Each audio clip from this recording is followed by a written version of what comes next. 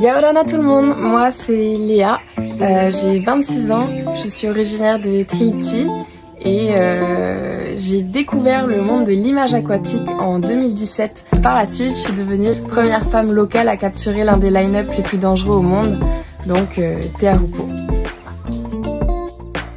C'est un film de 50 minutes qui retrace l'ensemble des houles autour de l'île de Tahiti pendant l'année 2019.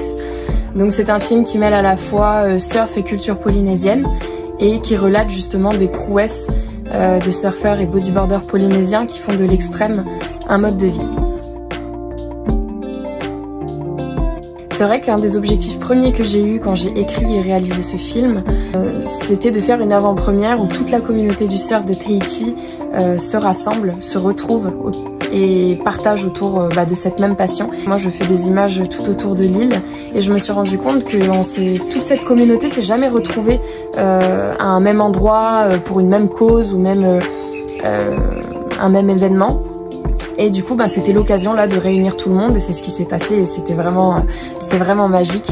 Et aussi à Tahiti, on est un des seuls endroits, voire peut-être le seul endroit dans le monde où bodyboarders et surfeurs ne font qu'un et tout le monde s'entend. Alors qu'ailleurs, c'est souvent des clans différents. Je pense que ce film peut influencer, rassembler et souder la communauté du surf local. Alors j'ai organisé une deuxième projection car beaucoup de personnes n'ont pas pu assister à la première représentation.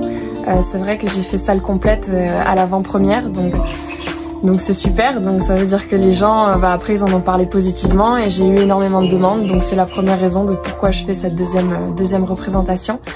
Et puis après le film il comporte des messages assez importants sur notre communauté de surfeurs, sur la culture polynésienne et sur l'environnement. Donc je pense que c'est de mon devoir à travers ce projet de transmettre ces messages. Puis je pense aussi qu'un bon film peut changer le regard des gens. Par mon film, je peux peut-être éveiller la conscience de certaines personnes ou même juste inspirer une seule personne. Ce serait un immense honneur pour moi, quoi. Moi, le défi, je l'ai plus rencontré après. Parce qu'en fait, après le tournage, je pense que je savais pas vraiment dans quoi je m'engageais en voulant faire un film de 50 minutes et en étant seule, en faisant tout le reste toute seule. C'est vrai que ça a été un challenge assez énorme et au fur et à mesure que j'avançais dans le film, je me rendais compte de tout le travail qu'il y avait à faire et je pense que c'est à ce moment-là que c'est devenu un réel défi à surmonter. Donc tout ça, ça a été vraiment un challenge énorme mais hyper enrichissant, hyper intéressant. J'ai appris tellement de leçons. Après, la chose un petit peu plus compliquée, je dirais, c'est que comme c'est mon premier gros projet, je me suis pas forcément protégée, que ce soit émotionnellement, que ce soit sur d'autres plans. Vous avez énormément de bienveillance, beaucoup d'amour, beaucoup de partage, mais il y a aussi des gens chez qui ça peut susciter de la jalousie et qui peuvent essayer de vous mettre des petits bâtons dans les roues. Donc du coup, moi, c'est ce qui m'est arrivé avec certaines personnes et ça a été assez compliqué à gérer.